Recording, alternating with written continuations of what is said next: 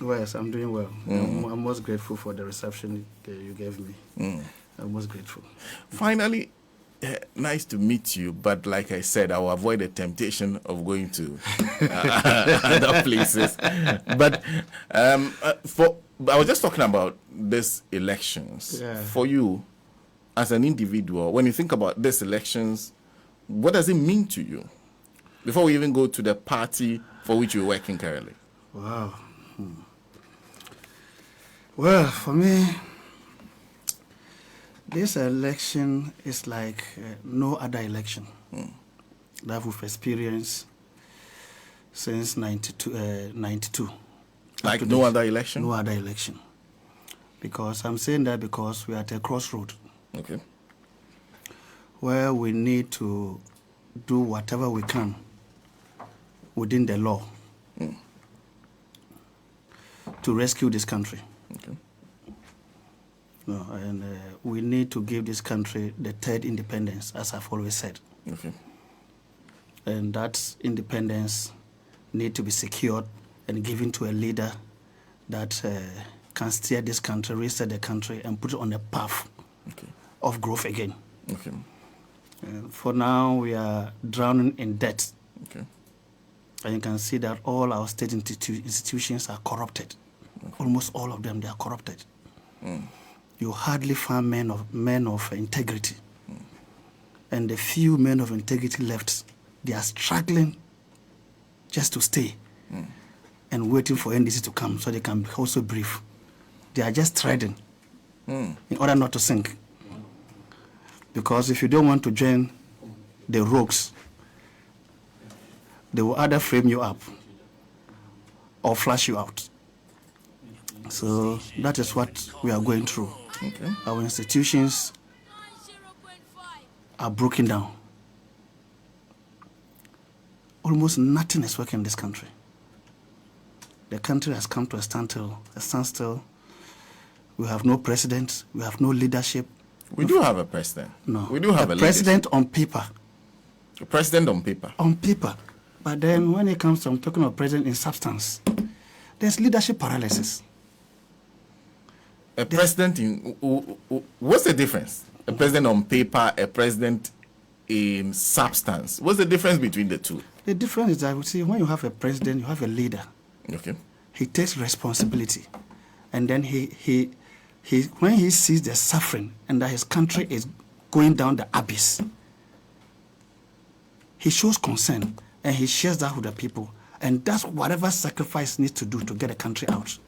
But when you have a president who doesn't listen to anything, doesn't really care, when you're even complaining, then he's even doing it the more. It's like he shows he doesn't really care about anything. Okay.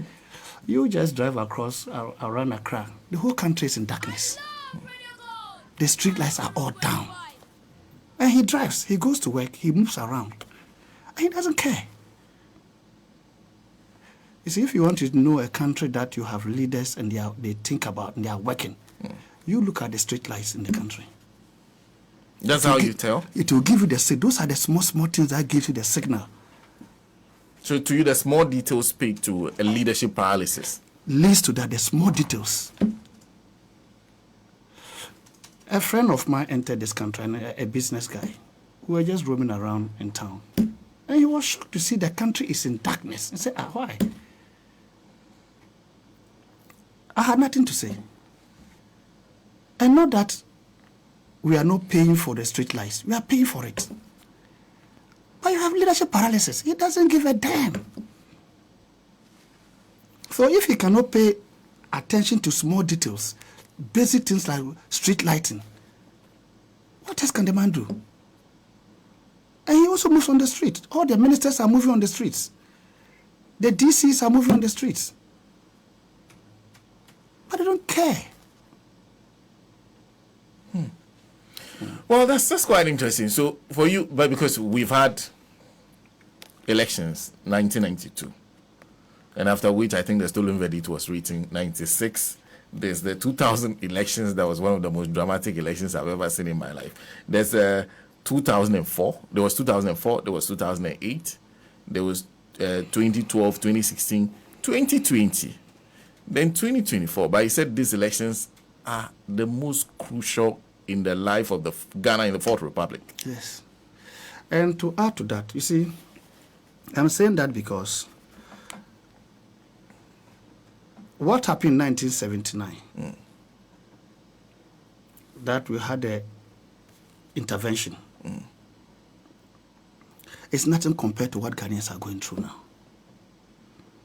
But you see, Ghanaians have reached a stage where they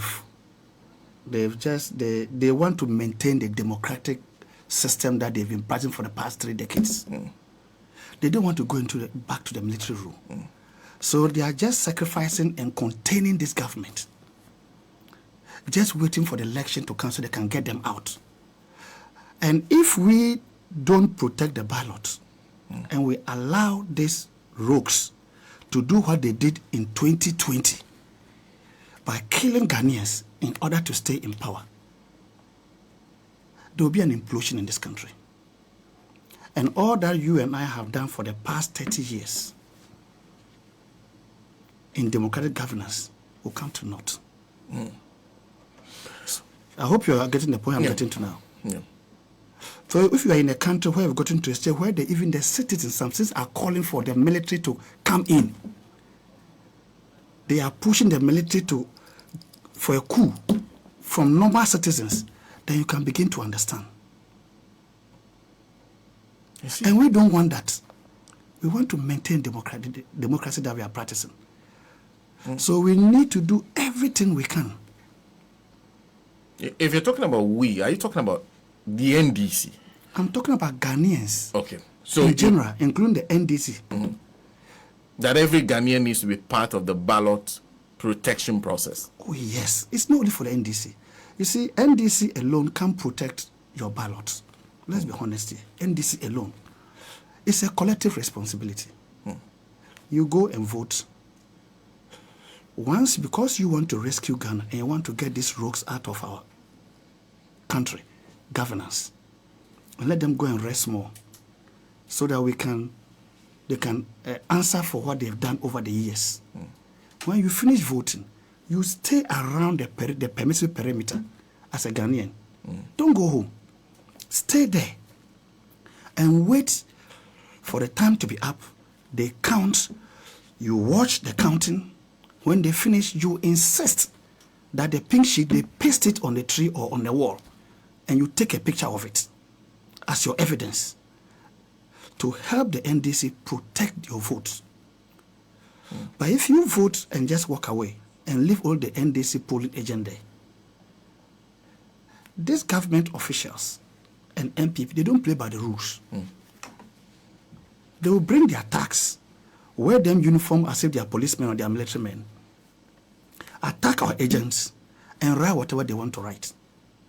But if they come and meet the electorate in their headdress around the polling station, eagerly waiting for their final results after the counting, they can't do anything. They can't do anything. So you are taking your own victory into your own hands. You want your vote to be counted. So when they are telling you that vote and go home, no, don't go. There's a permissible perimeter. Stay around and be vigilant and protect your ballot.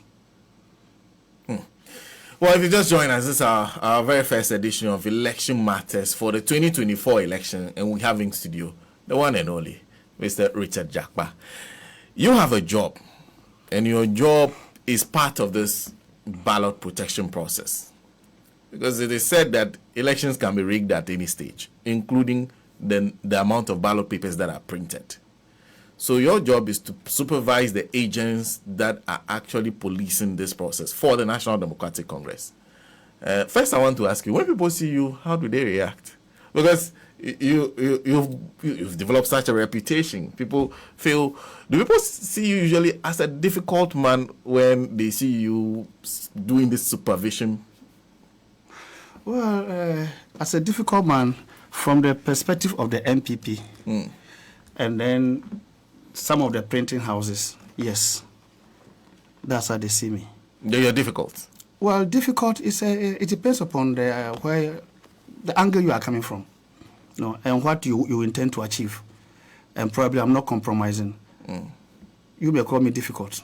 Someone also may be comfortable because he can see that what I'm doing is the right thing. Okay. No, so it depends upon, it's an issue of how you want to interpret my difficult. So I cannot put a specific definition on it. It's your own perspective.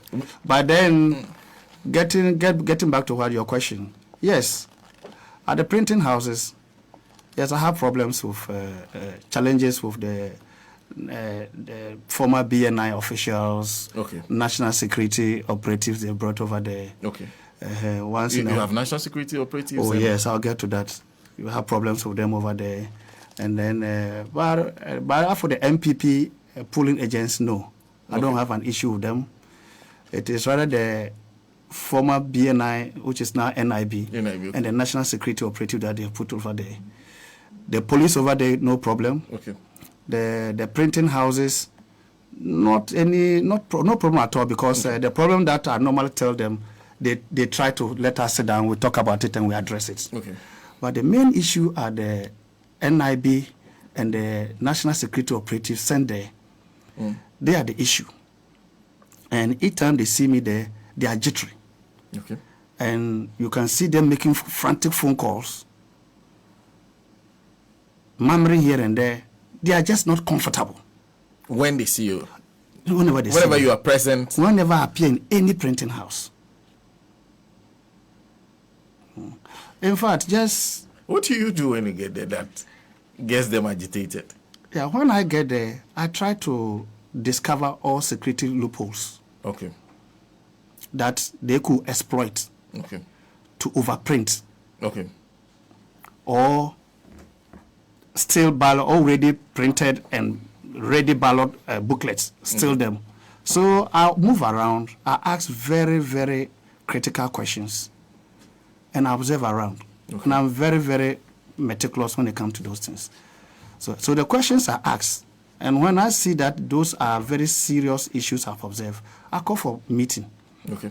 I'll call the management of the printing company, call the EC official that over there, and I put my issues across. And when they listen to the issues I'm raising, they realize that no, the man is trying to plug all the loopholes.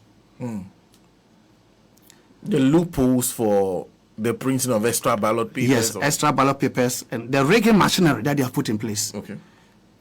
In some of the printing houses. No. You feel that they already have a rigging machinery that is at play in the printing houses? Oh, yes. Now, but those ones have been identified and nipped in the bud.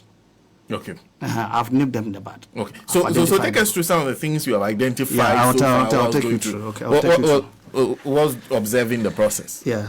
You know, if you take Buck Press, for instance. Okay. It's one of the printing companies. They are printing Ashanti region there. Okay. Ashanti region at Buck Press. Okay. And then I think Savannah. Okay. Where our flag bearer comes from. Okay. These two regions they are printing them at Buck Press. Okay. And I am not accusing Buck Press because I've had a lovely meeting, nice meeting with their management, and certain measures have been put in place. Okay. In fact, there's Mr. Buckman himself, I think his general manager, they didn't know what was happening. Okay. Until I got there and I detected those things, which I'm going to be sharing with you. What I realized was I got there, I wanted to know how many sheets they were printing per constituency. Okay. You know, the EC, they've got their figures. Okay. What they need for each constituency. Okay. And for contingency, they decide to add 2% to what they need. Oh, okay. So when you add the 2% to what the EC need exactly, we call the adjusted figure. Okay. So when you throw, the printing houses are supposed to print the adjusted figure, which is the EC's figure plus 2%. Okay. That's what they are supposed to print. EC's figure plus 2%. Plus 2% for the EC. Okay. Just in case. It's for contingency. And which is allowed at IPAC. They've agreed on it. Okay. So now when you are printing, they print in sheets. A large sheet. Okay. It depends upon printing house. Some have 3 rolls on a sheet, which means 3 ballot on a sheet. Okay. Some have 4 on a sheet, 5 on a sheet. Buck Press, they have 6 Oh, okay. ballot papers on a sheet. Okay. In the last sheet. Large sheet. Okay.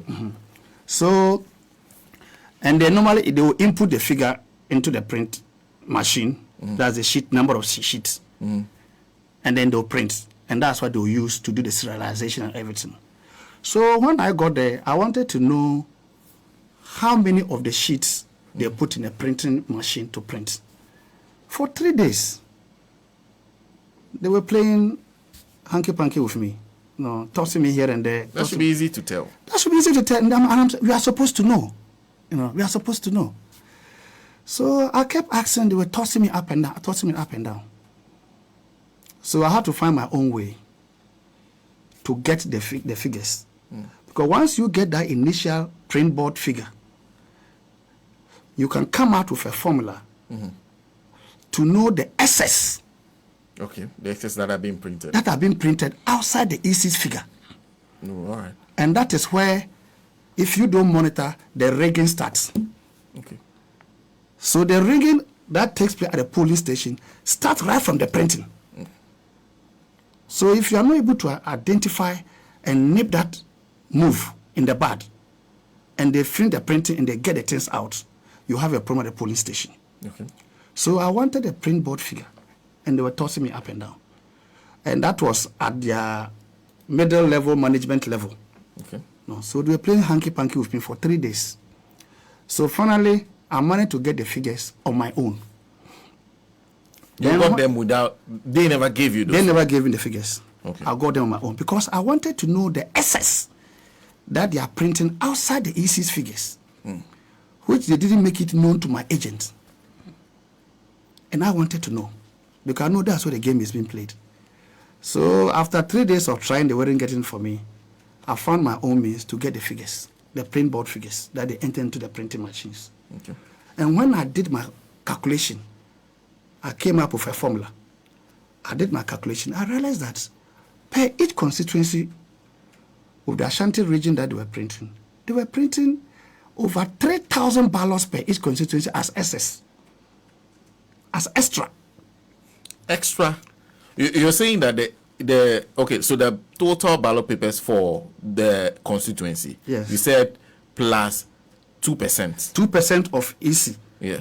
For contingency. Okay. That aside, there was extra 3,000. Over 3,000. Over 3,000 per each constituency. So when I got the print board and I did the calculation to break down, and I arrived at that was giving me about 500 sheets extra that were printing. Now the 500 sheets, and each sheet has 6 rows of ballot papers. So you times the 500 by 6. That will give you 3,000 ballot papers for the presidential per each constituency. 3,000 extra? 3,000 extra. That is for Ashanti and Savannah, where my flag bearer is coming from. So I got alarmed. I said, those are huge numbers. Huge numbers. So times 3,000. For Ashanti region in particular, let's say 47 constituencies, you times 3,000 by 47. So you can imagine. And they were not disclosing, they didn't want to disclose the print board figures to me. So when I got it, I got alarmed. So I went to Buck Press and I demanded for a meeting to meet management. Okay. So I had access to meet the general manager. We sat down, a very nice man. So we sat down, then I put my issues to him. That this is what I've discovered. Your marketing manager and his other production people, they refuse to give me the figures for the past 3 days. And Ashanti region is the stronghold of the MPP. So I need the figures. I'm very particular about that particular region. So I need the figures. And for 3 days, they weren't giving me. I've gotten the figures. They asked me, okay, so what did I come up with? And I said, I've realized that we are printing 500 sheets extra, which translates to 3,000 ballots as excess per constituency. So he said, he looked at it. Then there was one particular constituency that the figure I got, I think it was rented wrongly. And that was given over 200,000. So that was the main, I was very particular about that place. So that's what I started with. And I said, probably I might be wrong in my calculation, or my agent was wrong in giving me that figure I was looking for. Or probably your printing press is wrong. There might be something wrong.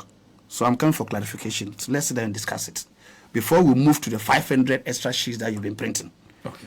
So I took him through my formula that I use in arriving at their SS.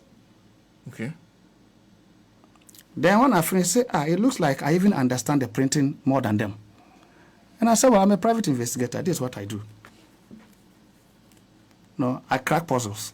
So this is what I've done to arrive at your SS you are producing, even though you refuse to give me the figures. So I told him that. So he called his production team, all of them, almost about, I think, 5 or so of them. They should all come, because he was shocked. So he called them. They came and sat down. Then he asked me to go over my concerns again. Okay. I went over again. Then he asked them, are you printing 500 SS sheets for each constituency, which culminates into 3,000 ballots? They said yes. Then they said, he said, but that should be too much. Then they tried to justify that, it's for operational losses. Operational losses within the printing press. Okay. Because, which is normal, it's true. But it was too much. It's true. It's not a lie. There are always operational losses because when you are printing, some of the papers will get bad. When you are numbering serial, some will be double serial printing, so you have to discard it. A whole lot of other small issues that come up. But that percentage was too huge. The over 3,000. Yes, just for the printing press alone, per each constituency. So I smelled an elephant in that game. So Then Buckman himself came into the meeting. The owner of the printing press himself came. Then he also listened. Then he was also alarmed. Then he said, okay, so the other constituencies that you finished, and they've done the serialization, and they've done the cutting and the stitching, how many of the SSs were left? Okay. Then he said, one of them is about 350 sheets, another one about 400. They said, then you are giving me cost. Because if 350 sheets, 400 sheets, times 6 to give you the ballot is what is left. So it means you use about 50 sheets or 70 sheets. And all these rest have been printed with pictures and security code and everything. They all go to waste. Times the constituencies. You are giving me cost. Okay. And so he didn't know that this was the excess that they were producing. And the general manager too didn't know about that. Okay. So he said they have to cut it down. And I told them that I've been to InnoLink, another printing press. The excess they are printing to take care of operational losses in their printing press is about 200 sheets. 200? About 200 sheets. Okay. Times 6. Because they're also using 6 rows per sheet. Okay. Will give you about 1,200. Okay. That's 1,200, not Yes. no over 3,000. No, over 3,000. No. So I told him, and I said, I've been to Fonstadt, under printing press. They are doing less than 100 sheets as operational losses. So, and they are even doing 3 rows. Okay. Not 6. Even with 3 rows, they're doing less than. Less. Okay. About less than 100 sheets as losses, as for operational contingencies. So I said, okay, now you who are printing Ashanti region, and you are doing such huge losses. Now when you go to Checkpoint, another printing press, they are also printing Eastern region. Okay. Another stronghold of MPP. And they are also doing over 3,000 SS ballots per constituency. Same as what you saw at Backpress. As Backpress. And Checkpoint too, when I wanted the figures, for almost a week, they wouldn't give me the figures. The print board figures. You had the same issue. The same issue with Backpress as you had with Checkpoint. You're having the same thing. Yes. because they were very economical giving that particular information. Because once you get the initial information, you're able to work down to arrive at the SS. So I was getting a bit angry because it's been days I want that figure, and they've been playing games with me too at checkpoint. And that's that place, they print Eastern region. They are printing Eastern region over there. So I was very, very alarmed there too. Then finally, when I got angry, the general manager, they gave me the figures. When I checked, they are owned to 3,000 and over. So I said, well, is it a coincidence that Eastern region and Ashanti region, you are printing in excess of 3,000 ballot papers per each constituency and claiming them to be operational losses for the printing company. But your other printing firms that are printing other regions are not doing... They are all doing 200 and below. So, you know, quickly my antennas went up. And I said, okay, I'm not going to argue, fight with you over your contingency plan for SS printing losses. But what I'm going to do is that I'm going to put in measures. You keep your 3,000. Because you've already printed them, and that's what you are doing. Keep your 3,000. But this is what is going to happen from now on. I say, one, when you people are printing and you have damages, spoiled ballots, what do you do with them? They say, oh, they call our agents, and then they go and shred them. And I say, okay. When you are going to shred those that you've, those spoiled ballots and then sheets, do you count them before you shred them? They say, oh no, that we call the agents, tell them they are always in the dustbin, and we say, okay, these are the excess for the day, the spoiled for the day, so we are going to go and shred them, and then we move on. And I said, no. And I said, so you don't know how many of the sheets or ballot that you shred? They said, no, they don't count that, they just go and shred them. And I said, well, henceforth, that will not happen. You want them to count? What I want is that all the spoiled ballots and sheets, before you shred them at the close of the day, because when they spoil, you replace them from the excess 500 that you have created. You pick it from there to replace. Okay. So you're able to tell exactly what excess is. Okay. Good. The amount of now that I know the excess that you are printing, and you claim therefore replacing spoiled ones.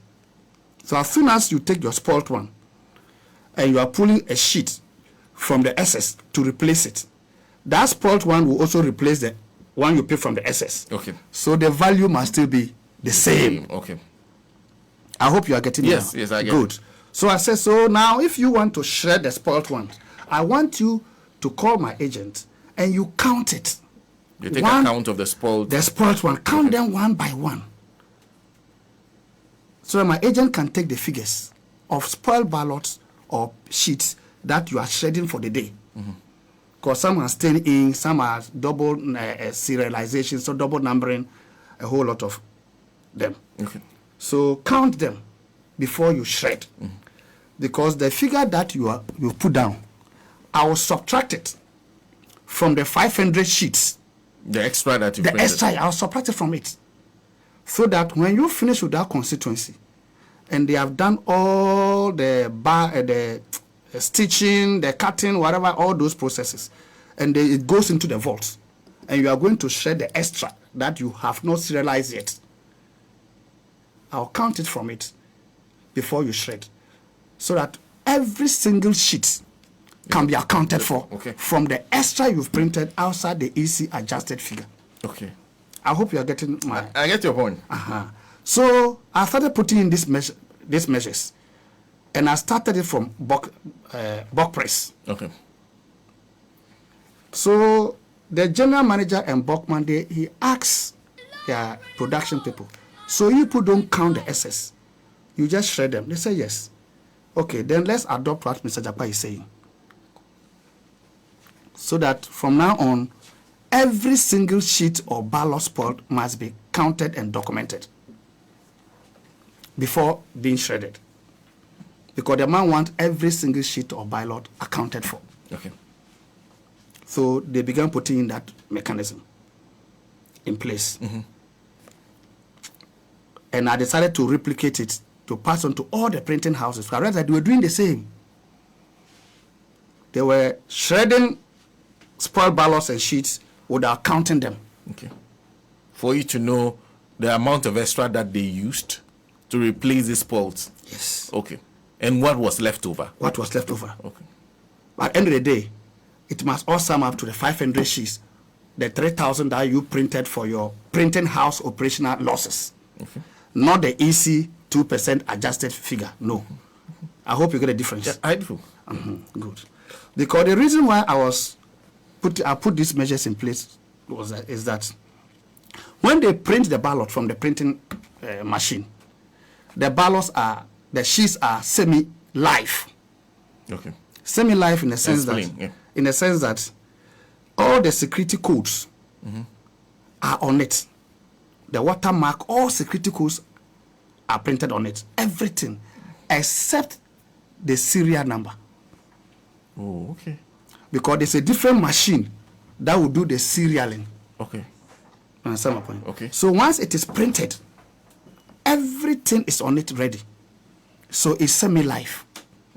Once they print the serial number on it, it becomes live. Okay. Ready to go for voting. Okay. Do you not understand? I understand. Okay. So the SS that they print are semi-live. Only waiting for the serial number to be put on it. Then it's gone. So if they steal the semi-live, which is the SS, they pick 10 or 20 or 50 or 100 of the sheets. You times it by the rows. You know the number of ballots they have stolen. That is missing. Okay. So when they steal the semi-live, they will hide it. When you are done with the whole printing and the EC is gone, NDC is gone, all the agents are gone, and everything is gone to the polling the constituencies, nobody will pay attention anymore to the printing company because you are done with them. Okay. But those semi-live sheets that they were able to steal from the SS, that you were not meticulous, you didn't pay attention to, they can always take them back to the printing house or take them to any printing house. They will just put serial numbers on them. And they also become live. And can be used. And they move them to their region, to that particular region, to print, and wait to take them to the polling station. And when we get there, I'll tell you how they do it. So to forestall that or to reduce that, it starts from the printing. How you manage the SS, they must account for it. For everyone. Every single sheet or every single ballot must be accounted for before they are shredded.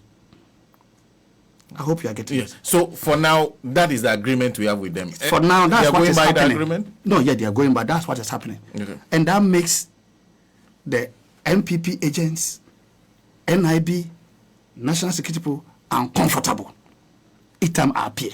Because I'll see something and I'll have to devise a way to deal with it.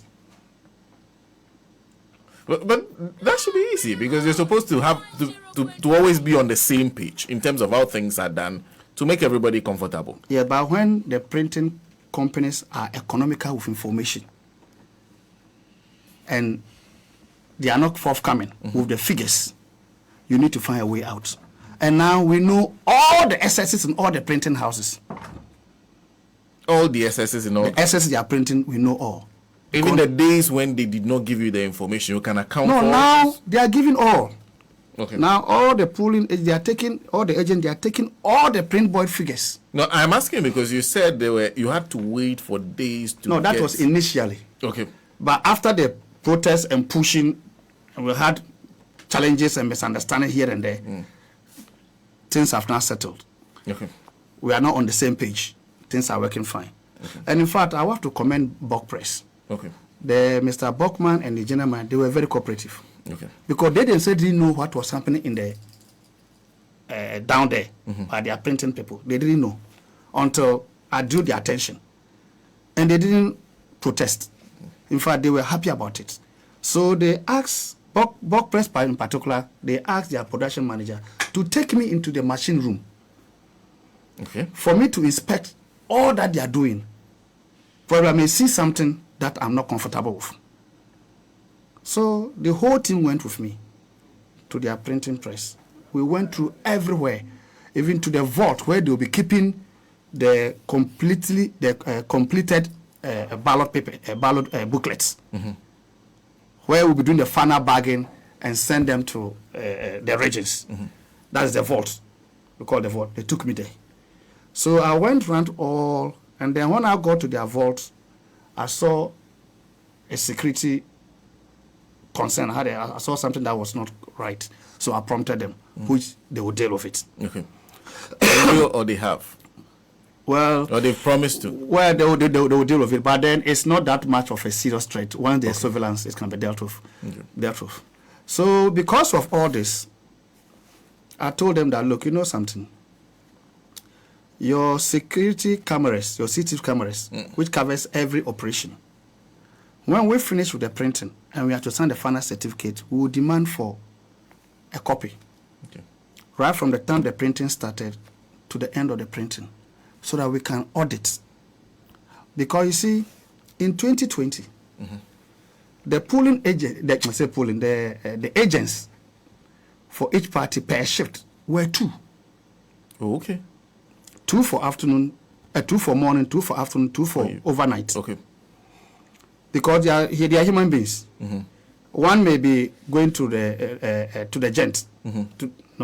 One may be going to urinate. No, do any other thing. And there must be as a backup. That has always been the case. But this particular election, the EC decided that they were going to give each political party only 1 agent per shift. Room for 1 agent? 1 for agent per shift. Why? Did they explain why? No, I don't know what happened. But then we'll get to that. Okay. Later, Mr. Kisi gave me the reason. And you really see that there's something wrong. So you realize that when you enter the printing house, the printing machines are huge. There's a place for the printing. There's a place for the serialization, numbering, which are also different machines. There's a place for where they do the binding, the cutting, the sorting, the stitching. They're all different places in the same huge building, depending upon the printing press. Bulk press is huge. So different places, even where they do the sorting and the binding, it's in a different floor up the building, first floor. So now you have only 1 agent per shift. Who is supposed to monitor all that? How is it possible that that 1 agent will be monitoring the printing, serializing, cutting, stitching, sorting, binding, which is in a different floor? Virtually impossible. Do you see the game? So that single agent will be mentally stressed. He will lose focus. That is the intention. And they were very smart in the sense that you give all the political parties only 1 agent. Then they bring in 2 national security operatives, 2 NIB operatives to be inside the printing house. And you and I know that those are government apparatchiks. So the government indirectly has got 5 agents in the printing house. You're suggesting that the NIB and the national security operatives would necessarily be working for the NPP? My brother, you see, let's be very realistic here. The stakeholders for this election, NIB, which was formerly BNI, and national security, they have no locus, they have no place there. It is easy. The printing houses, the political parties, and the police. These are the 4 institutions, entities that are involved in this printing. NIB, national, they have no locus, they have no place there. But because they came with this plan to reduce the agents so they can mount stress on our agents, they won't be able to monitor everything. And that to create the loopholes for them to be able to steal some of the SS sheets, the semi-life ones. And that's why initially they weren't giving the figures. Are you getting my point? Yes. Now? So to put us at against the odds, they decided that, okay, now let's bring national security and NIB. They'll be sitting down there. When you say, oh, it's security. But you and I know very well that the first point of call when it comes to any of this is the police. And surprisingly, the NIB personnel and the national security they've put there, they have no names. No names. No names. They've just printed a laminated tag, hang on their neck, national security. Finish. No picture, no name, so you can't identify them. And they are inside the printing house with only one NDC agent per shift. And they are 4. 2 national security, 2 NIB, plus the MPP agents. 5. Serving the same government interest. Because the government is MPP. Let's not pretend. Government is MPP. And they want to stay in power. So as far as you're concerned, you've counted 5 agents. 5 for the New Patriotic Party. Yes, by 5. the arrangement. Yes. And you see, there's no way they are going to national security to bring permanent staffs to come and do this work. And the reason why they are not putting their names, so you can't trace them. So even in the event that they are engaged in any activity, illegal activity there, all that you can do is to describe him. And so we don't have such a person in our outfits. They can easily remove the tag from his neck. Or you can, every day they can even put a tag on another person's neck. And the person will come national security. So I told them that this is not, it's unacceptable. Because the police have their names conspicuously written. They have their service number. So you can hold the person responsible. You know who you are dealing with. But these are people, national security, BNI personnel, or NIB you may call it. You can identify them. They don't know who they are. And they are there. So now, this is a game. So if an NDC man is standing at, let's say, the printing, where they are printing another constituency, and is there watching, they are doing serialization in a different machine, in a different place, maybe about 5 meters away, and there are other machines blocking him. They are doing cutting in another different place. They are doing stitching in a different place. They are doing sorting. They are doing binding in a different floor.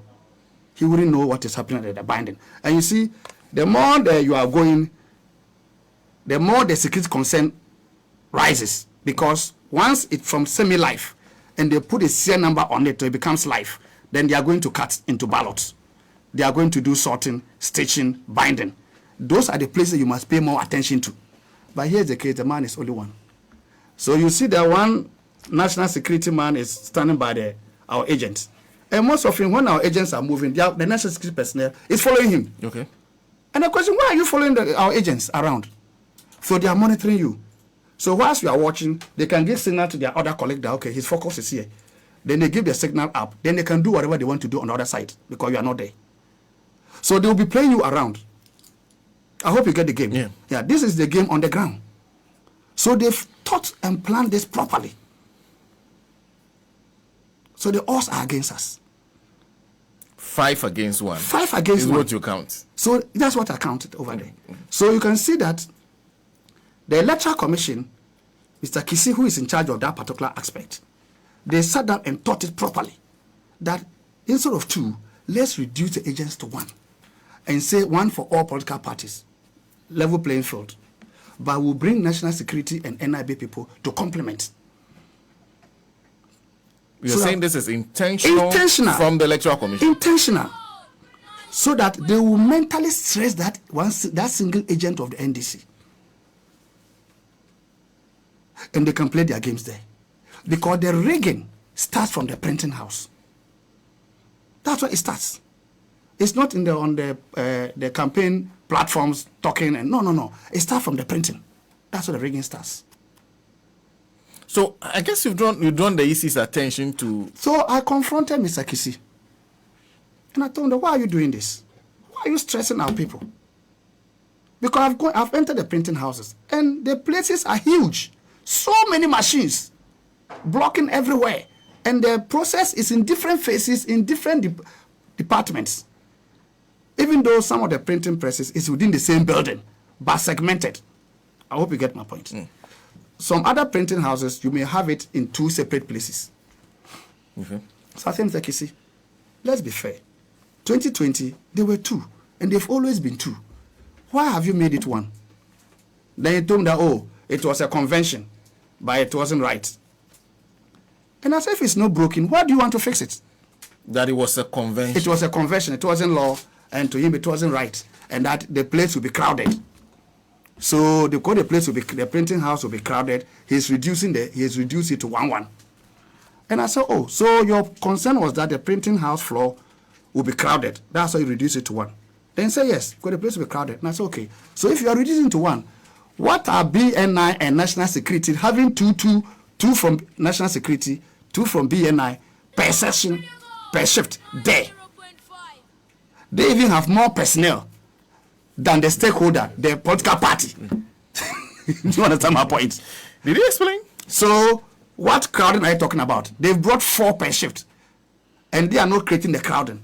But it's a political party that is supposed that was having 2, 2020, and if you maintain the 2, that will create crowding. What you are saying doesn't make sense at all. But did he explain the presence of national security and NIB operatives? No, he said that one is not within his domain. It's not within the domain? No, it's not within his domain. So is he suggesting that the Electoral Commission did not request for these personnel? No, because they are not part of the game, so they can't request for them. They only request for police. Police are those who handle it. National security and NIB, they have no business in this ballot printing business. They have no business there. What are they coming there to come and do? They don't have any business there.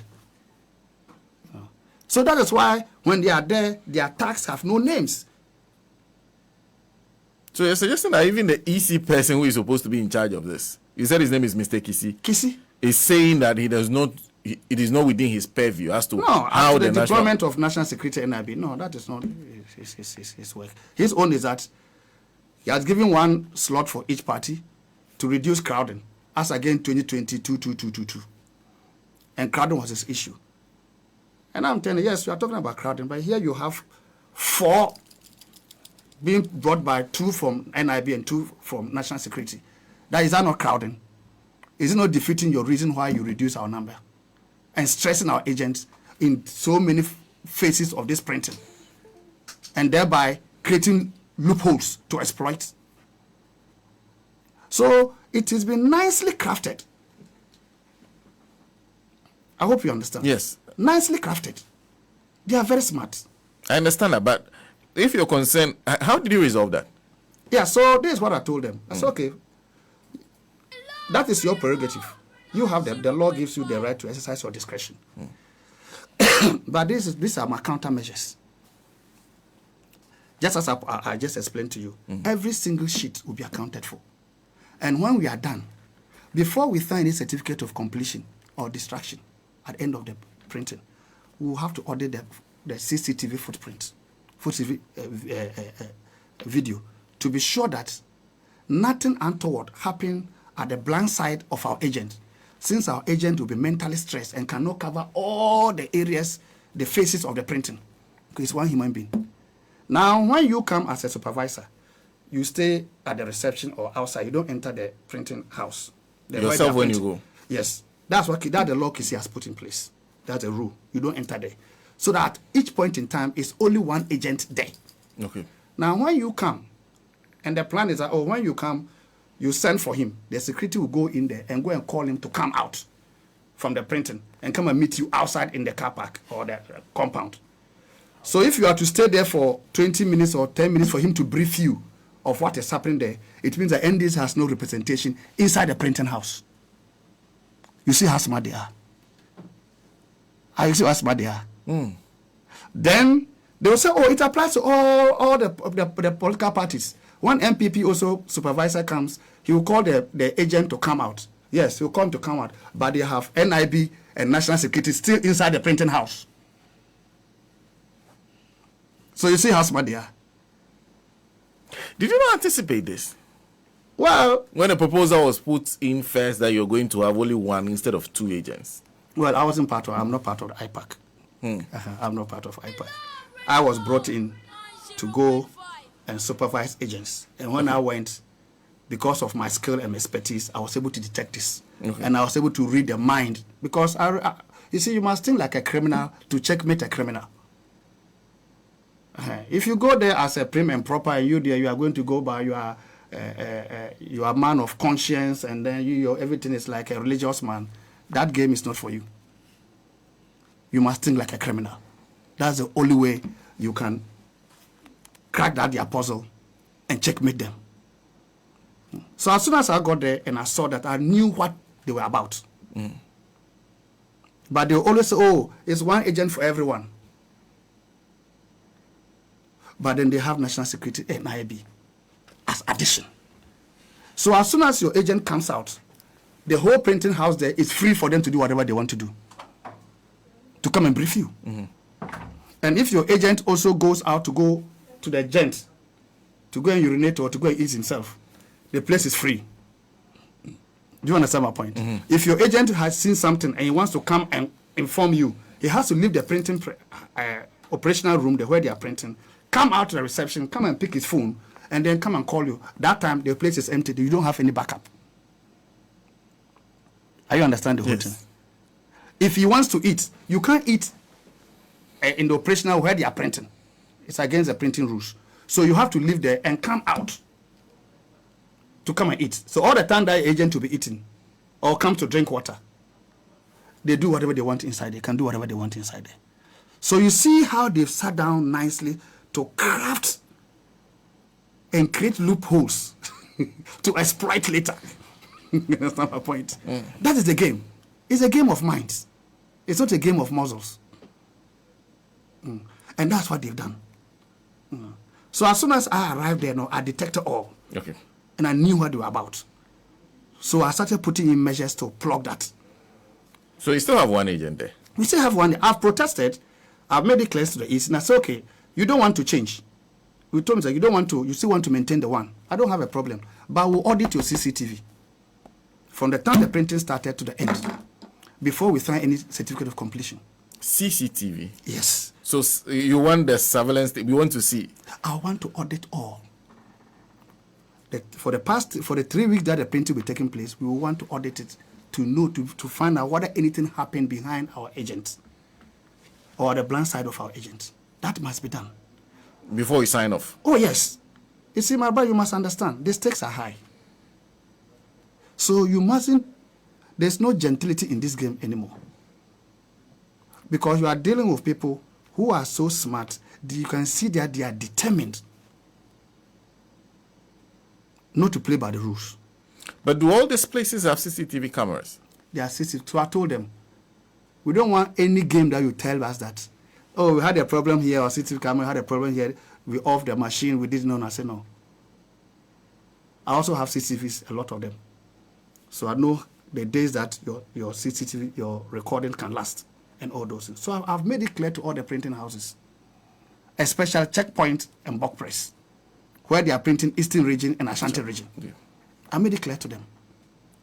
We will audit your CCTV because you cannot handicap us with only one agent and expect that we will just come and sign off. So your CCTV cameras are covering 24 hours. We will audit them.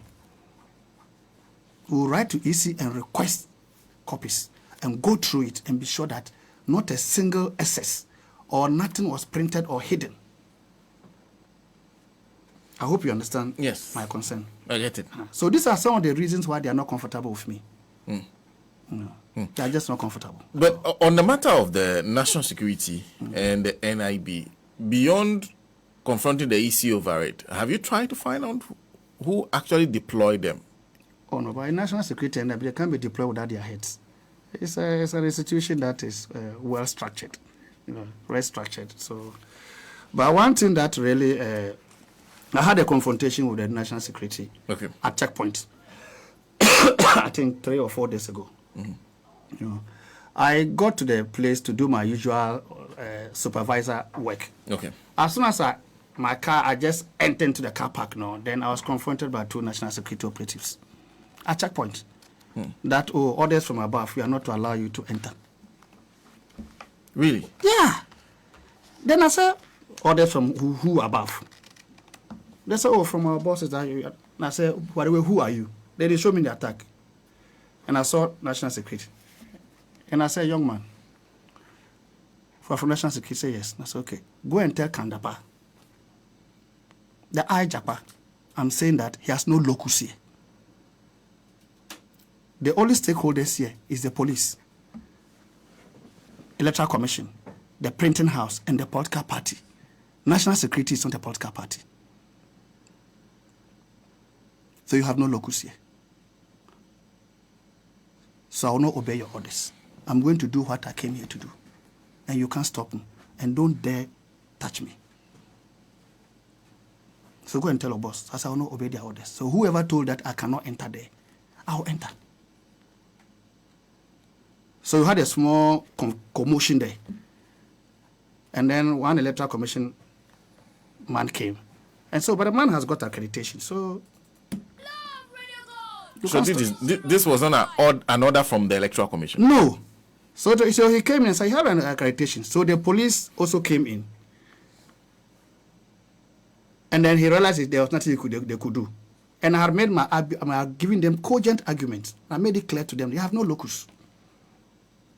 And everyone there agreed with me.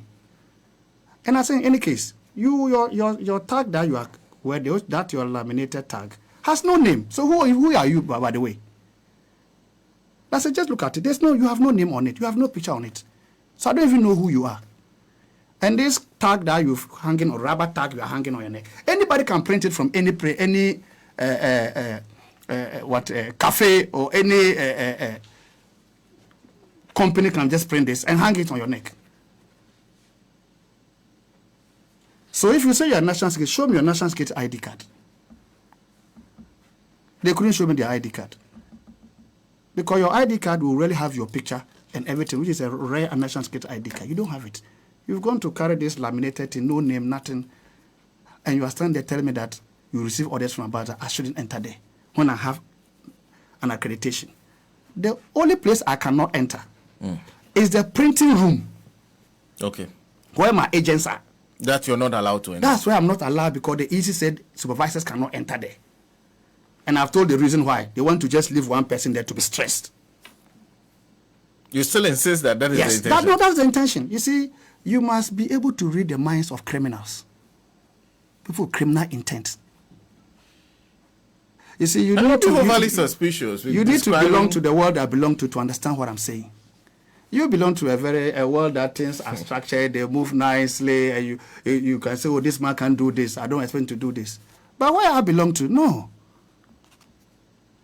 Not at all. And that is the motive.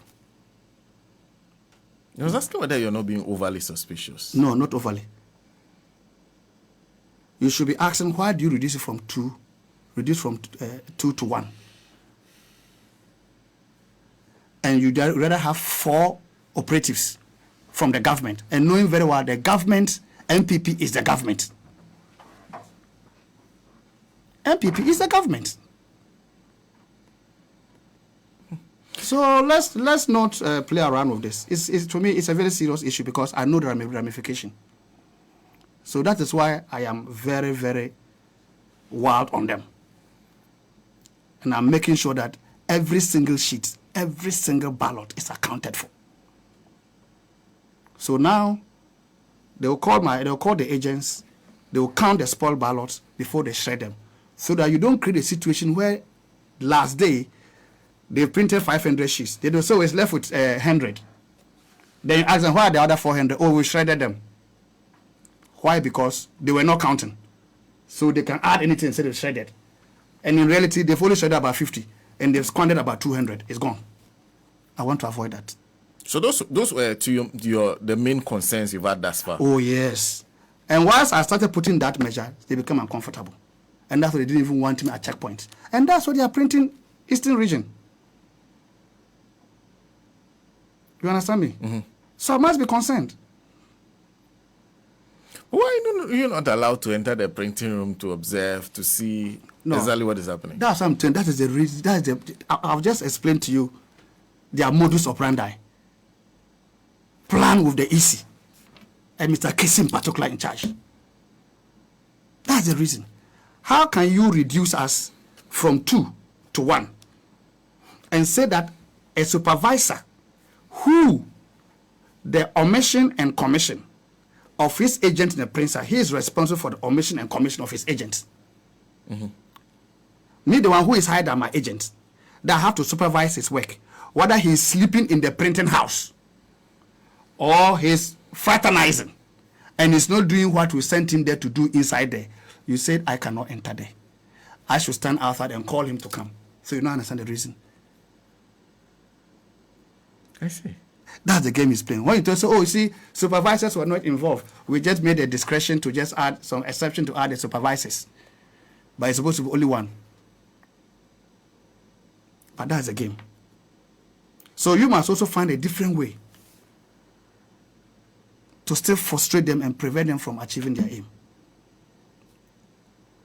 So after putting in all your measures, at this point, are you comfortable with what is going on now? At least. Well, as at now, at Buck Press, so far, so good. In fact, as I told the Mr. Buckman and the general manager, they are very cooperative. Okay. They are very cooperative. Okay. I must be very honest. It is checkpoint that the general manager was playing that game. Okay. Madam Hilda was playing that game until I escalated the issue, and it got to the owner of the company, checkpoint, and he came in. And one other issue that we've been having a problem is the plate. Okay. You know, to print the sheets, they design it, the EC gives them the data, the information, that is the pictures and all those security data, they give it to them. And then they input it in their computer, into the printing machines, and from which they generate a plate. Okay. And on the plate, they print the sheet. The sheet is put there to print. Okay. I hope you understand. Yes, I understand. So when they finish printing the sheets, you still have the design on the plate, Okay. which can be put back in the machine and print at any time. Okay. So the print, this plate is very crucial. So after you've printed the EC figure and adjusted 2%, and your excess of 3,000 ballots for operational losses, why are you still keeping the plate? That's the question I asked them. I said the plate must be defaced and destroyed so that you don't print any semi-life sheets again. So destroy them, because you've created over about 3,000 excess for your operational losses. So you have no reason to still be keeping the plates. Then the owner of Checkpoint, he got my argument. He said, JAKPA, you have a legitimate concern. He doesn't understand why 3,000 SS for the printing company's operational losses, which is a lot, and you are still keeping the plate, which is a security risk because it can be used to print again on the blind side of my agent. So the man ordered the general manager to go and destroy the plate immediately. Then she went and came back and said, oh, she needed some ink to chemical to deface the plate, and that she wasn't having it. The man said, okay, take money. The man gave him money, gave her money. Go and buy the chemical and come and deface it and destroy it. Not knowing that she was buying time. Immediately they informed the NPP supervisor, who drove and came to Checkpoint. When he came, said, no, they can't destroy the plate, and started creating commotion. But have they not finished using that plate? Long ago, and they finished, and the constituency they've gotten the EC figures. In fact, the constituency have already been cut and binded into booklets, and they've gotten the figures. So they've gotten the figures, and they still have excess of over 2,000 and something ballots still there unused. Oh, okay. So I said, if you have that, why is your reason for still keeping the plate? And the owner of the firm agreed that they should be destroyed because it didn't make sense to him too. But that was a decision from the general manager, Hilda, and the MPP people refusing to destroy the plates. Did they ultimately destroy it? As I'm speaking now, they have not destroyed it. I'll explain, I'll get to that. So they didn't destroy it because they created commotion. And then the electoral commission rep over there said, okay, he is going to inform Mr. Kisi, boss, and get directives. And I said, okay, no problem. So the following day when I went there, the directive that came to EC is that they shouldn't be destroyed. They should keep them there until they have finished all the region, all the constituencies in the particular region before they are destroyed. In fact, initially, Mr. Kisi said they shouldn't be destroyed. They should keep them there until EC has done the bargain and the ballots have gone to the regions before the place should be destroyed. You see, that man is a bit diabolical. Very, very, very, very, very subtle. So when he said no, so when I said no, that cannot be. They cannot, the EC cannot send the ballots to the regions before the place are destroyed. What was his reason for his reason being that when they get to the region and they are checking, maybe there may be some losses and maybe they need to print again. And I said there can't be losses because you have 2% booklets extra on top. So what is your reason? You have 2% as EC booklet on top of the figure you need for that constituency, for contingency. Unless you are telling me that there's some, when you keep them, there's some grass cutter that comes to chew the booklets, or water poured on all the booklets. It doesn't make sense to me. So as you speak now, those plates I'll get there. Okay. So I protested. I said, no, that's not possible. That will not be allowed. So now they decided, okay, the place should be destroyed after a region's, they finish with all the constituency in a region. And the booklets have been bagged, ready to be escorted to the region. Then the place should be destroyed. But my issue was that they should be destroyed after each constituency. Okay. Because when you finish and you get your figures and you get your extra 2%, and there's still excess for the printing house tape and use lying down there, you don't have a reason to keep that constituency's plate, which can be used to print again, which is a concern for me. Okay. They rejected that. They now said for the whole region. So if it's Ashanti region, 47 constituencies or so, you have to wait for them to finish all. So now what we do is that now the agents are documenting all the plates. Okay, we've used 6 for this constituency. The next day we use 4. You add them. So you have to be handing over to your next shift. So you can keep track of them. And they should be placed at where he can always see them. That's the measures you put in place. I hope you understand. And that is working so far. Okay. Because so when they pass here, you have to also pass the other angle. But that's extra work for your agent. That's extra work for the agent. So you can see that it's deliberate to stress the man mentally. You are checking to be sure that nobody steals a plate. You are checking to be sure that the serialize, when they are doing the serialize, they don't go beyond the figure. They are cutting. You are there, you must be there. They are stitching, you must be there. They are binding, you must be there. They are sorting, you must be there. They are counting to package them the number to go to the vault, you must be there. When they go into the vault and they are packaging it, you must be in the vault. You one man. In different parts of the firm. Although some may be in the same building, but in different places where you go to this room working, you can't see the other side. And it's only one person. So this is deliberate. I see. It's deliberate. You know. So this is the difficulty we are facing over there. But you can see that their attention and their focus and their concern is more on checkpoints and bulk press. Those are the 2 printing houses that they are most interested in. And their national security operatives are hostile towards me. In those areas? In Yes. those 2 printing houses? They are hostile towards me. But don't they have national security operatives in the other printing houses? They have them at the printing house. But they know where they are targeting. And it's only these 2 printing places that you have the 500 sheets extra, which culminates into 3,000 ballot papers. Have they reduced that subsequently after you noticed it and drew the attention?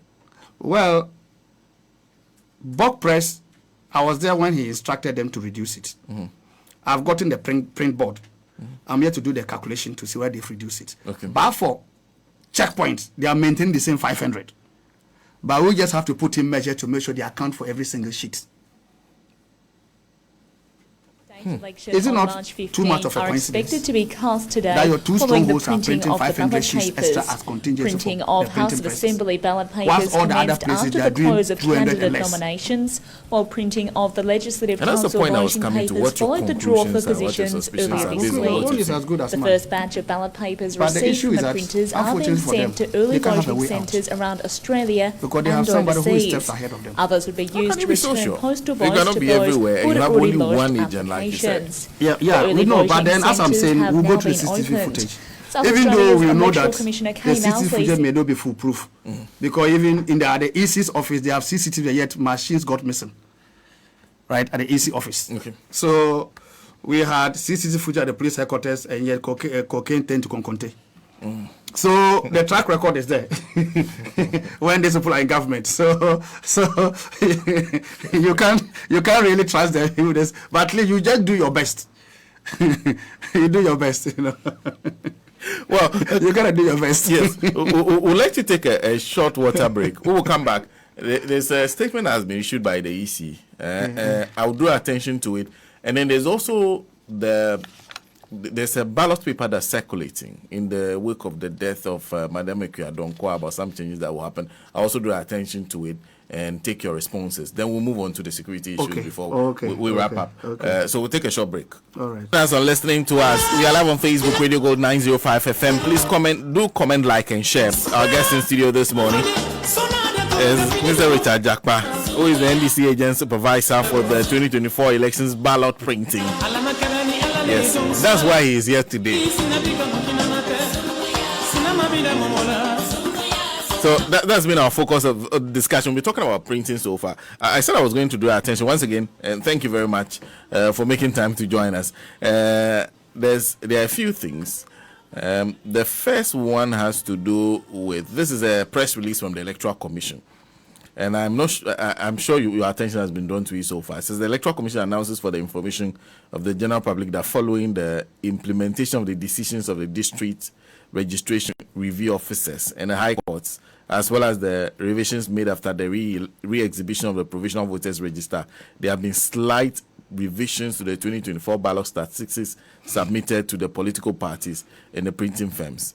The polling stations for which printing of additional ballot booklets is required sum up to 20. Are you aware of that? Yeah, I'm aware. Okay. I'm aware.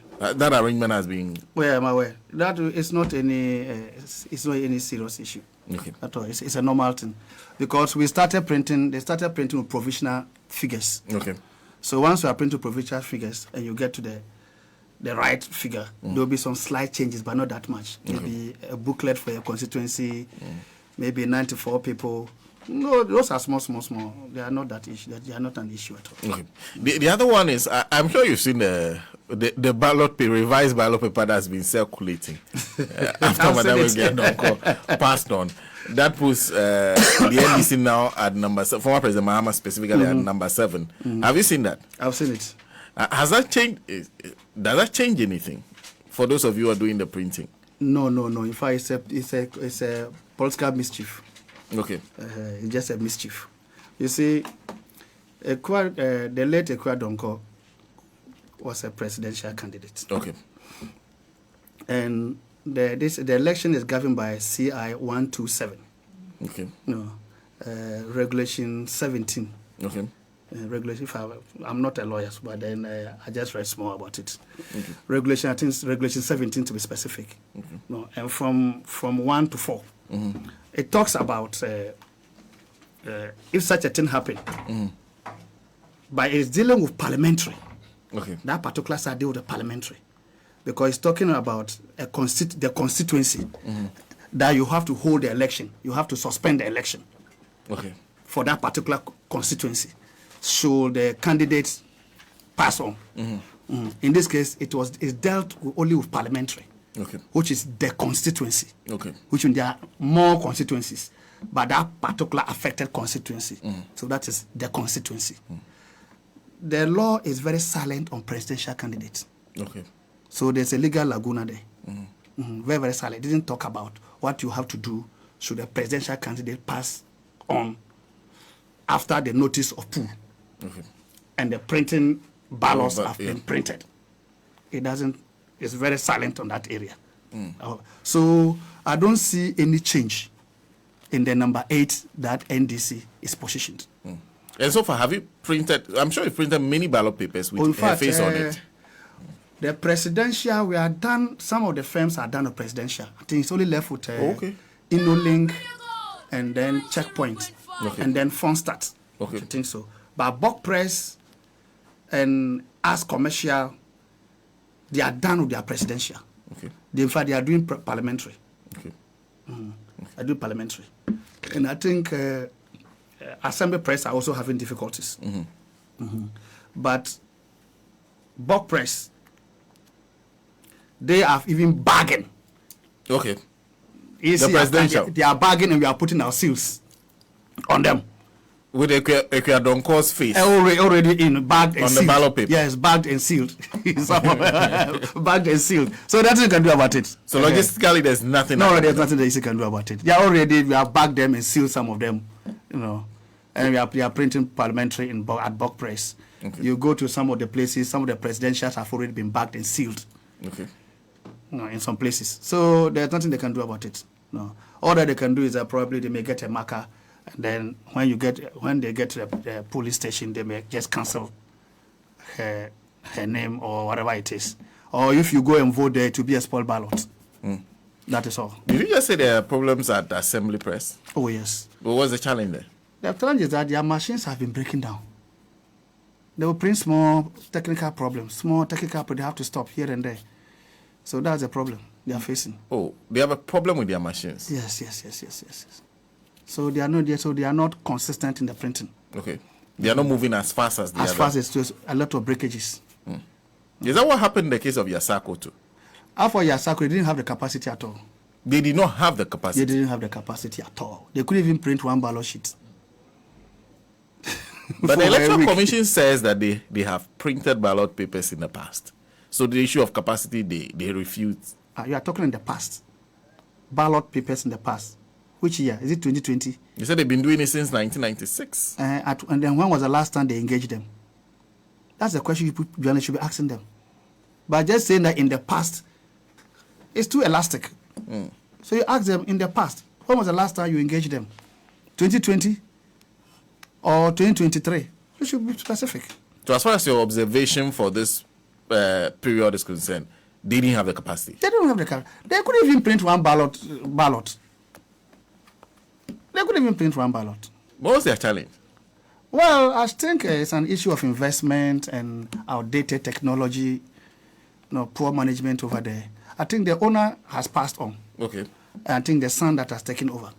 And I think they are having management problems and other things. When you're a good entrepreneur and at times you leave your sweat and blood, your legacy to your children, at times they run it down. So maybe that could be one of the issues. I'm not saying that's it, but looking at things, they're having management problems. And the EC also indicated that they've shared their workload with, I think, they've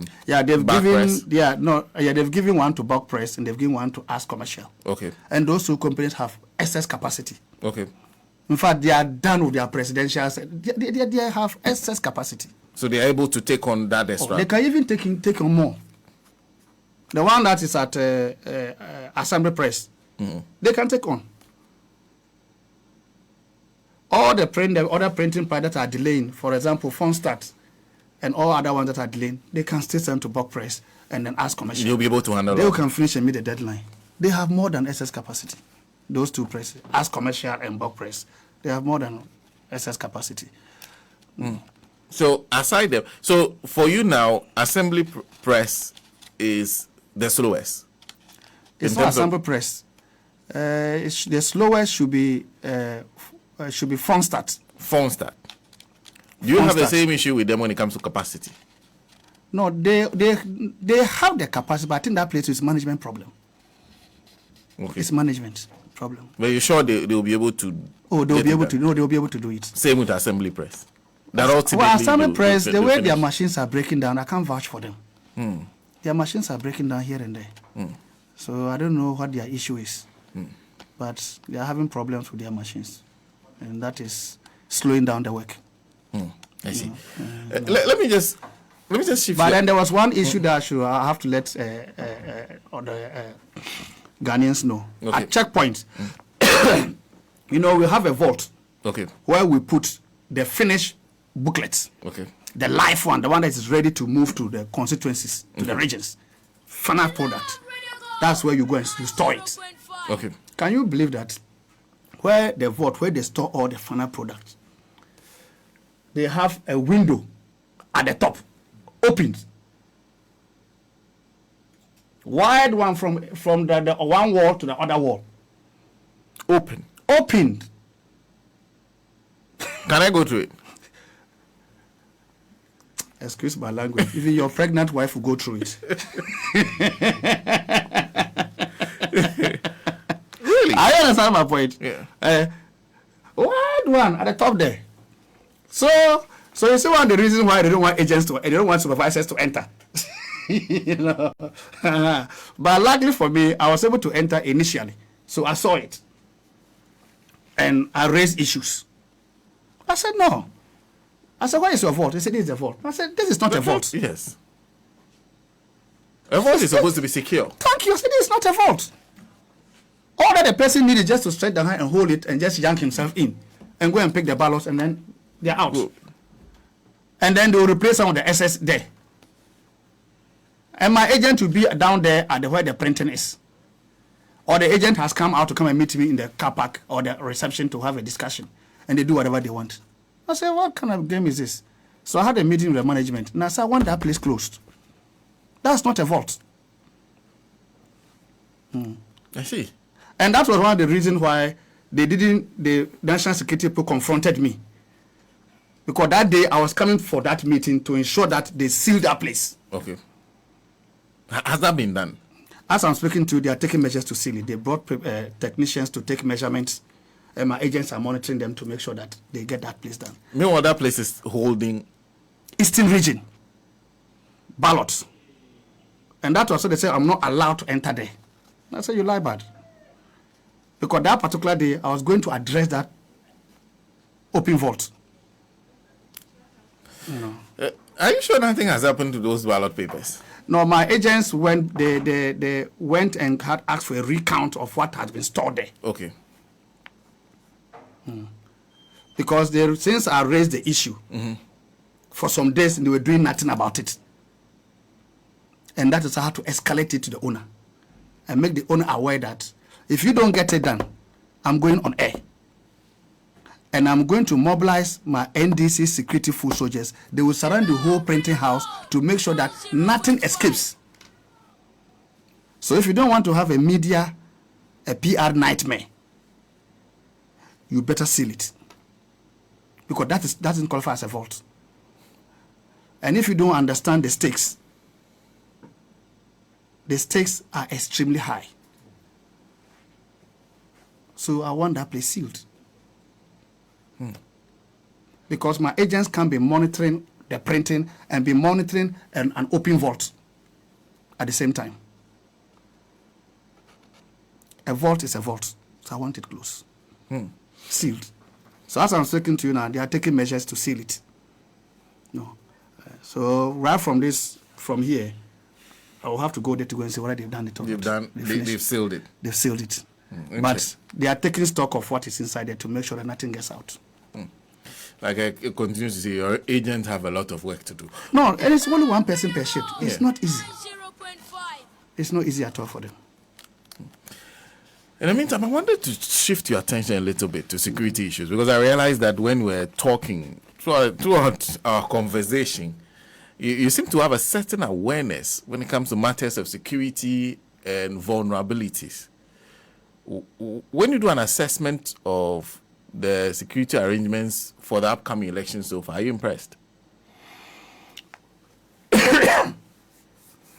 Well, I'm not part of their security arrangement. I don't know what meetings they've had over throughout the whole of 2024 to prepare for the election, because I am not part of their national security architecture. And I know there are a lot of professionals in the police, in the military, at national security, and they've been doing this over the years. So they don't know what they are supposed to do. But all that I can do is to my concern is an isolated concern. Especially with the military. Military? The military. The military. You see, the election, the military are not supposed to be involved at the polling stations. Internal security are for the police, not the military. The military comes in through a procedure. And that is, it falls under what we call internal security, IS, internal security operations. And that has a procedure to activate that for the military to come in. So the stakeholders in the security institutions that are supposed to be dealing with this election, the primary security agency is the police, which falls under the Ministry of Interior. Now, if the police feel that they don't have enough men, they can co-opt immigration, prisons, fire service, customs to augment their numbers to spread across the country. I hope you understand. Yes. And this is how it's supposed to be. Now, for the military to come in, of what this government is pushing amid resistance from professional army officers, that they don't want the military to be involved in this political election. They should leave them to stay in their barracks and protect our territorial integrity. In fact, they have more pressing concern at the border, the northern borders, where you are having the jihadists who are in the southern part of Burkina. They are a threat to our northern border. And that is a concern of most of the professional military officers. That is their concern. So they don't want to be saddled with election politics and dragging the military into it. I hope you are getting me. Except a few military officers who are politically tainted, and they happen to be in very sensitive high command, and they command troops. They want to get themselves involved. But the majority are not interested in getting involved in this election business. And you think they shouldn't be? They shouldn't be. There's a procedure. I will explain to you how they can get involved. But for now, their focus should be at the border, the northern borders. Because once you are in election and we are all focused, there's a likelihood that the insurgents or the jihadists, they can take advantage and infiltrate, melt into Ghana, to the northern part of Ghana, and do whatever they want to do, maybe turn them into a logistic hub, radicalize some of our people here and there. So our eyes are supposed to be there whilst we are conducting election. So it's the military that must be equipped to be at the border there to make sure that the people don't come. But even for the military to go and conduct that, they need to sensitize the citizens over there. For them to know that, oh, we are coming there because of A, B, C, D. And that must be done a month or two before the election. So they will know that we will be deploying and patrolling along the border. It's not to intimidate you. So the number they must send there must not be a number that is too huge to intimidate our people over there. And patrol along the border to make sure the insurgents, those jihadists, do not penetrate and take advantage of our election and come in. So you must get the chiefs, get the people, let them know that you are not there for them. You are just there for these insurgents. Just for that, so they can vote without being intimidated. I hope you get my point. Yes. Now, during the election, if there happen to be any commotion in any part of the country, in any part of the polling station or constituency, there's a clear procedure for the military to come in, and they all know it. The police will have to make a request to the military. That is, if the situation happening there is beyond their control, they are overwhelmed, and there's no longer law and order, Then the IGP will have to get in touch with the CDS. We have an issue here. The police cannot control it anymore. It's beyond our control. There is a form they have to fill. There's a procedure they have to go through. Then the CDS will then issue orders, which will descend through the chain of command to the service, to the chief of staff, to the service commanders, who will then also issue to the various commands. You get to the battalion commanders, you get to the battalions, and if it falls within their area of operation, they will also move in there. And once the military goes in there, they take over. And their main purpose is to restore law and order. Okay. And hand over back to the police. Okay. And go back to their barracks. Okay. I hope you understand. Yes. That is the point at which the military are supposed to come in to assist the police to restore law and order. And there's a clear-cut procedure for that, what they are supposed to be doing. And when the IGP is requesting, he's supposed to be very specific. It is for this particular constituency, this particular polling station, this area. Specific. So it doesn't become a wholesale. I hope you understand. Yeah. So they are specific. So when that is done, clear orders will be given with clear rules of engagement for that particular incident and the various level of graduation. When they go in there, how they tackle the situation. They tackle it based upon what is happening there. Okay. The gravity of the situation will determine the level of force that is supposed to be used. Okay. And that will be factored in the rules of engagement. Okay. Clear orders given. I hope you understand. Yes. Because the military is very precise when it comes to issuing orders for operations. They don't do things anyhow. So this is the only way the military can come in. So we don't expect the military to come in, even though you have very senior officers, some of them, who are pushing. Okay. Some of the hawks at the presidency to get the military involved because they can see defeat staring them in the face. How will the military help them avoid the defeat that you say is staring them in the face? What happened at Techiman? Were you not a witness to 2020 election? You were a witness. What happened there? 8 young able men were gunned down. True or false? I'm asking, true or false? Oh, it's true. Thank you. They were gunned. What has happened? Nothing. Their lives matter. Their lives do not matter to Akufo-Addo. And he got his next 4 years. And it's just about ending. So you must take cognizance of their history in maintaining power. I hope you now understand my point. So it's a great concern. The involvement of the military. But luckily for us, we have a lot of professional military officers who are doing everything to keep the military out of the political game and allow the democratic process to take its course. If Ghanaians have decided that it should be John Dramani Mahama, so be it. If they've decided it should be Bawumia, so be it. But the military want to stay professional and not to be dragged into this political terrain. If there's a tussle between the top hierarchy of the military, some of them, like you say. No, they are screaming, doing everything. And I'm guessing for you, you know how power is played. Yes. Who do you think will win that battle? Well, for me, I think so far, the military will stay out of it.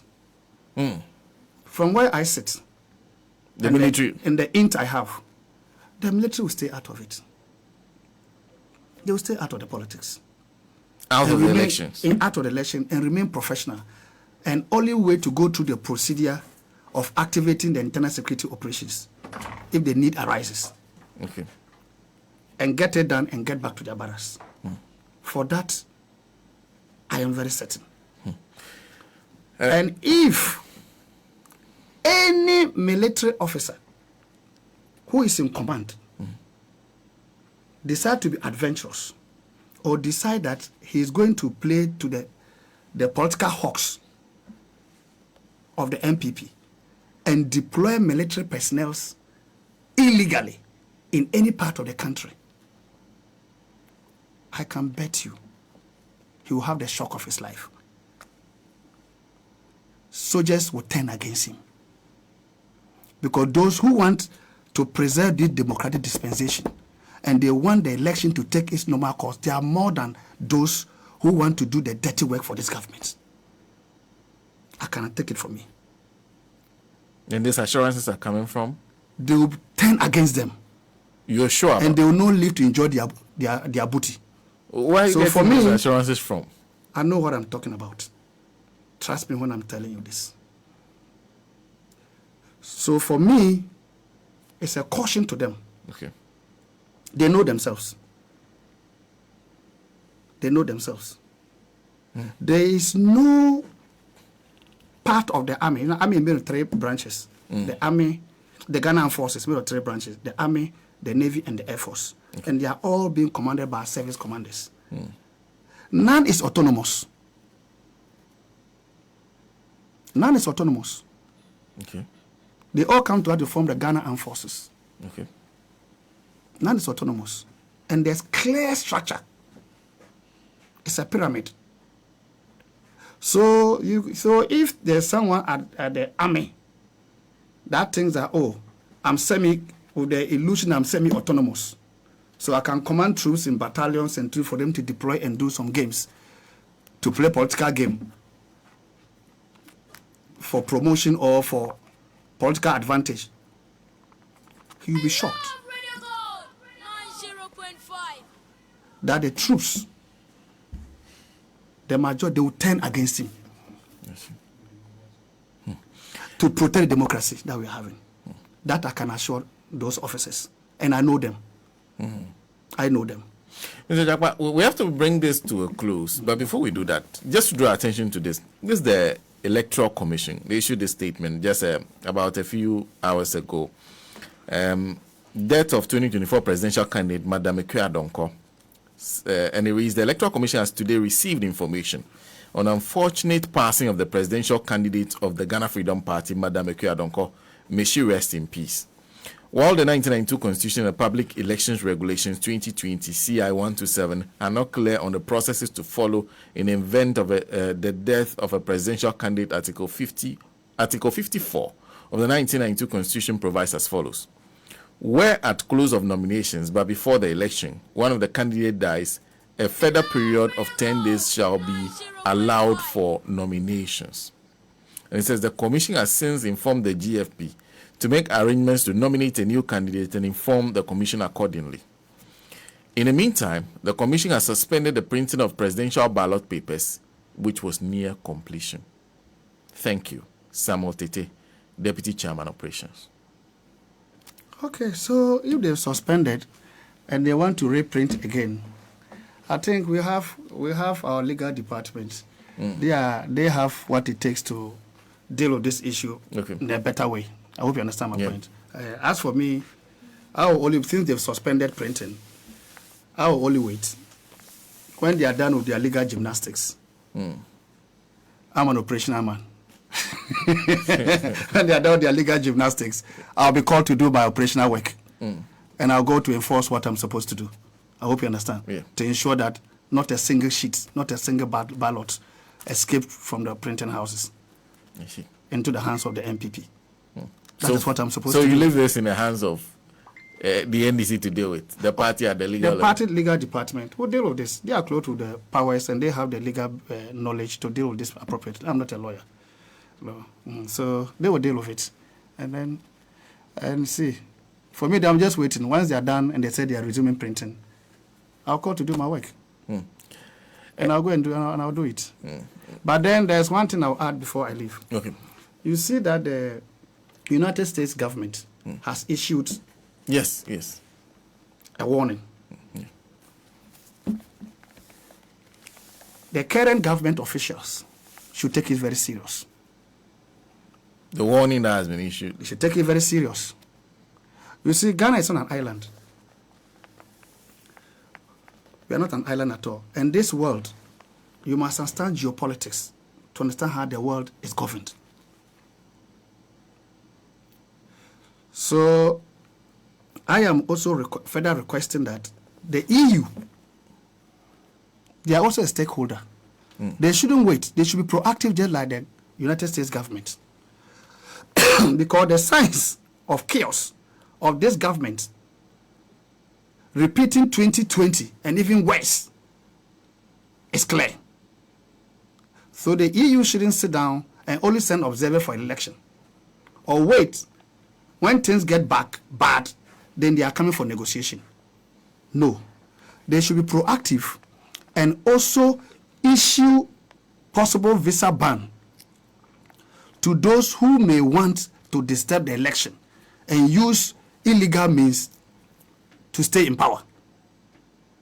They should also follow the Americans, the way the Americans have been proactive, and also issue a possible visa ban, so that those who will be creating problems in the election and will not want to follow due process, the rogues, they will not be able to hide in any of the European countries. Their family will not be able to hide there. They should all stay in Ghana, and so that we deal with the problem in Ghana here. But US as issue, European Union is quiet. I will urge them, they should also come out to follow suit. They should be proactive. So that we'll have all the two doors, the two main doors where they'll be running to, closed. Then they will know that they will stay in Ghana here. They have nowhere to go. And ECOWAS should not also sit down. They should also be proactive. And let them get the signal that if they don't also become proactive, they shouldn't be rushing to Ghana to come and say they can solve any problem, because they've been sitting down and they've seen the signs and symptoms that there could be problem, because those in charge of this country have done it before in 2020. And they are likely to do it again. So ECOWAS should also come out and be proactive, so the government will understand that all doors are shut. The only door left for them is to do the right thing. Okay. And protect our nascent democracy. Because in West Africa, it's a very turbulent region. And we are the only shining democratic nation that the West is proud of. That's a big one of democracy here. So they have interest to protect that democracy. They have interest to protect it. Because they don't want military takeover. And you can't predict what they will do. And before you realize, they will lose their grip here too. They've lost Burkina. They've lost Niger. They've lost Mali. And the wind is blowing. So they are, and in geopolitics among its power rivalry is very, very crucial to them. So for them, their interest is bigger than MPP and NDC. They are looking at how to keep the democracy and keep their interest here and protect their interest for their multinational companies and other things. I hope you understand. Yeah. So they have a bigger interest. So they don't want anything to disturb the democratic dispensation here in this country. You've done your 8 years. Ghanaians don't want you. Go by the rules of the game. You lose, walk away quietly, and go and relax, and let the new government come and also continue. Smooth transfer of power. What will happen if the attempt will happen in 2020?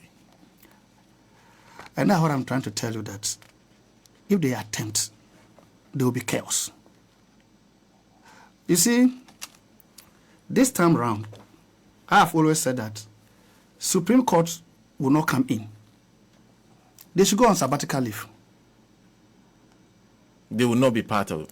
No one is going there with any case. No one, we are not going to High Court, we are not going to Supreme Court. The judicial system, they should go on leave. We will solve the problem on the street. On the streets? On the street. Across all the constituencies, over 270 constituencies across the country. That's how we'll solve the problem. There will be nothing like we are going to any High Court or Supreme Court and go and have unanimous football club decisions. No, we are not going there. It will be on the street. So if the international community, the EU, ECOWAS, the American government, they are hearing me, they should make sure to hold this government to their balls and make sure they go by the rules of the game. And when they lose, they leave. Because no intimidation at the polling station is going to cover any NDC person. It won't happen. It won't happen at all. I see. I hope you understand my point. And there's one thing I need to tell our polling agents. It's very crucial. You see, MPP modus operandi in rigging is that anytime they manage to get extra polling, extra ballots, and they thumbprint it, they put it in their those who are going to staff the ballot box, they put it in their sleeves. They wear long sleeves. They will let them wear long sleeves. And they will load them inside. Or they'll put them under their pants, inside their pants, just under their belt. Now they wait, their polling agents there will check the statistics. If it is about 300 people who are supposed to vote in that particular polling station, they will wait till it's around 1, 2. Then they will come there and they will come and take the statistics. And they will check and say, okay, 50% have voted or 45% have voted so far. It's around 2. It left about 3 hours or so to close pool. Then they look at the way people are coming. No, we won't get 100% voter turnout here. So we have about 50. Then they'll go and get about 30%. Give it to those their guys. They will come and take the ballot, the normal ballot. Because they are on standby to come and do a normal voting.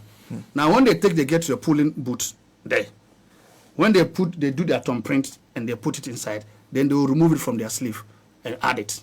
Pull it from here and add it. Because they are alone in the booth. That's my point.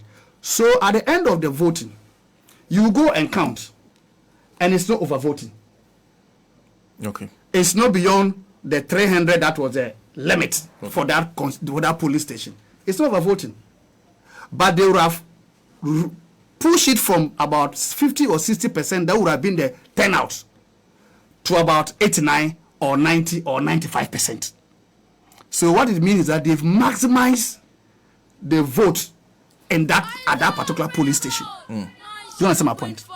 So now when they go and they are counting, and the presiding officer, the AG officer start sorting things out, and your agents are not meticulous in checking and counting what they have ticked, because the ticking is a physical human beings that come to point to vote, which you must tick, and that must tally with the biometric verification.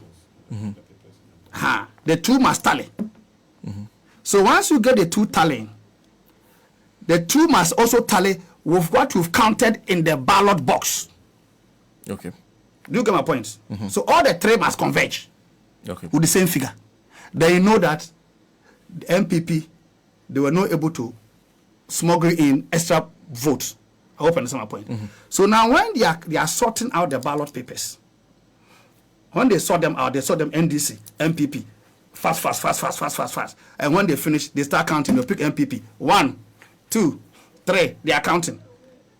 So if you are not a smart agent, they will finish counting MPP 20, NDC 50, GPCPP 1, so on. NDC have won. Then you are happy. Hey, you have won.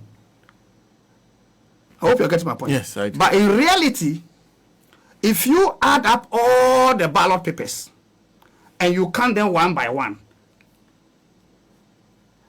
and you do suppose that against your taking and the biometric verification figure, you see that the ballot papers are more than what you have taken and what is registered on the biometric. Then you know that they smuggled more in, but they were so smart that they didn't want it to go over voting, so they've maximized their votes.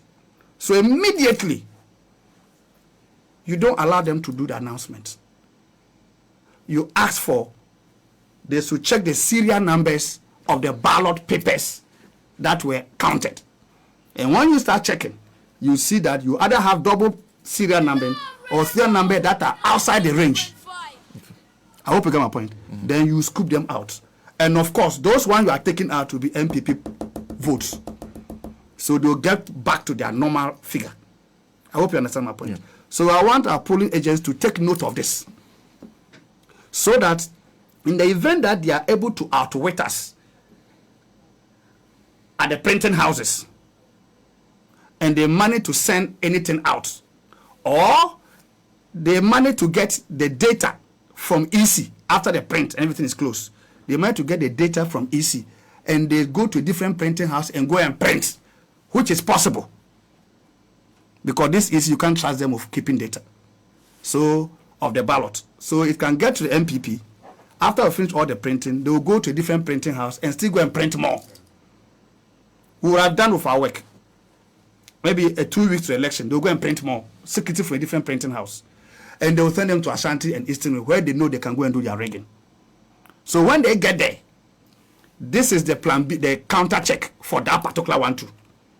You do at the polling station, so that even though they've managed to do secret printing, they will not be able to put in the ballot box. And if they put it there, you still catch them and get it out. I know what I'm getting, yes, how I'm getting to. I understand. So all these measures must be put in place. And if you are able to do that, they will get the real figure in Ashanti and Eastern region. And there's no way they can win this election. They can't win the election. If our polling agents are listening to me, and that D-Day, they were conscious enough, and they pay attention to details, and they do as I'm saying, and they don't get carried away by the euphoria of counting, and maybe NDC has won. NDC can win in that particular polling station, and NPP can lose. But the figure they lost might not be the realistic figure. And when you aggregate it from all the polling stations, the figure may be big. It may mean a lot. Okay. Are you getting my point? Yes. They can add 20 or 30 even to a particular polling station, and they'll still lose in that polling station. 20, 20, 25, 5, 5, 5 from all the polling stations. You aggregate them. It's a big figure. I hope you understand. Yes. So we must be meticulous. We must check every single thing and make sure that all the three figures, they converge. We shouldn't be carried away when they are counting and we are winning, and we start jubilating and we are happy. No. We should look at the details, the figures.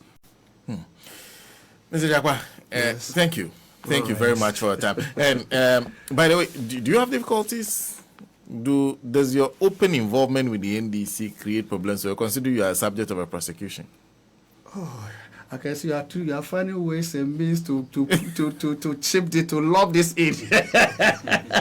I'm a free man. I'm a free man. Do what I like best. You are a free man. I'm a free man. I love to be in the field, to be on the streets. I love operational issues. So I'm happy what I'm doing. I'm a free man. Doesn't create any trouble for you? Not at all. In Ghana here? Yes. In Ghana here? Yes, in Ghana. Not at all. I'm very happy in Ghana. And if I die and I'm gone in 5 days, reincarnation, I'm to be created again. I want to be brought back to Ghana. I want to come back to Ghana. You understand my point? So I'm very comfortable here. I don't have any issue at all. I see. I understand my point. Yes. Thank you. Have you seen, what do you call it, a gorilla in the jungle being worried about the jungle? A gorilla in a jungle? Worried. Being worried about it? Worried about the jungle. It's very comfortable. So this is normal for you? Normal. I'm comfortable. I see. I'm in my comfort country. I'm very comfortable. Mr. JAKPA, thank you. Thank you very much for your time this evening. Okay, my brother. Yes. Mr. Richard JAKPA is in charge of supervising the agents the NDC has assigned to monitor the ballot printing process. And he joined us this morning to... Charlie. Hey. Eric is behind me shouting this evening, and Nancy is also shaking as if we don't do morning. Please, this is our very first election matter.